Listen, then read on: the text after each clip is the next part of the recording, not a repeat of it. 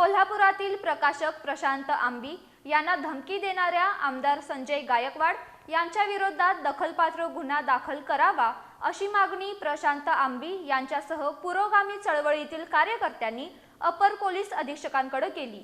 दखलपात्र गुन्हा दाखल केला नसल्याच्या निषेधार्थ रविवारी 26 एप्रिल रोजी मुख्यमंत्री तथा गृहमंत्री आणि उपमुख्यमंत्री यांच्या पुतळ्याचं दहन करून उग्र आंदोलन छेडलं जाईल असा इशारा यावेळी देण्यात आलाय। याबरोबरच आमदार संजय गायकवाड यांच्या घरावर 28 एप्रिल रोजी मोर्चा काढणार असल्याचं सांगण्यात आलं। कोल्हापुरातील दिवंगत ज्येष्ठ नेते कॉम्रेड गोविंदराव पानसरे यांनी शिवाजी कोण होता हे पुस्तक लिहिलं होतं।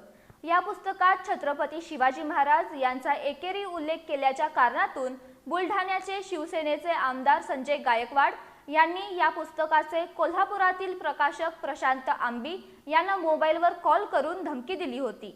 या प्रकरणी आमदार संजय गायकवाड यांच्यावर दखलपात्र गुन्हा दाखल करावा या मागणीसाठी आमदार रोहित पवार यांच्यासह विविध पक्षांचे नेते आणि कार्यकर्त्यांनी शुक्रवारी राजारामपुरी पोलीस ठाण्यात ठिय्या मांडून अधिकाऱ्यांना धारेवर धरलं होतं।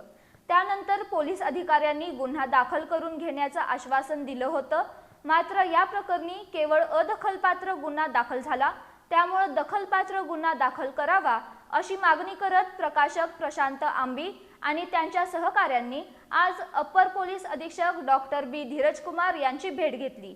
मात्र या ठिकाणीही त्यांचं समाधान झालं नाही।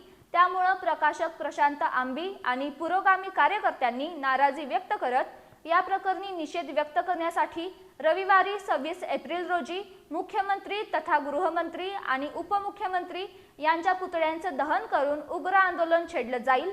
तसंच 28 एप्रिल रोजी आमदार संजय गायकवाड यांच्या घरावर भव्य मोर्चा काढला जाईल असा इशारा यावेळी दिलाय। आम्ही रस्त्यावरची लढाई आजपासून जास्त बळकट करतोय।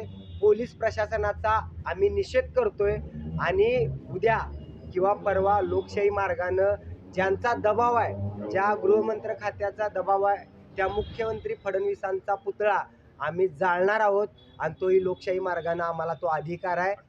आणि 28 तारखेला भारतीय कम्युनिस्ट पक्ष तसेच सर्व पुरोगामी डावे पक्ष संघटना या आणि शिवप्रेमी या सगळ्यांच्या वतीने ज्यांनी मला जीभ हासडण्याची भाषा केली होती, ज्यांनी मला जीवे मारण्याची धमकी दिली होती, जे मला घरात घुसून कोल्हापुरात मारणार होते, ते काय आले नाहीत। आम्हीच त्यांच्या घराच्या बाहेर जाऊन त्यांच्या घरावर मोर्चा काढणार आहोत।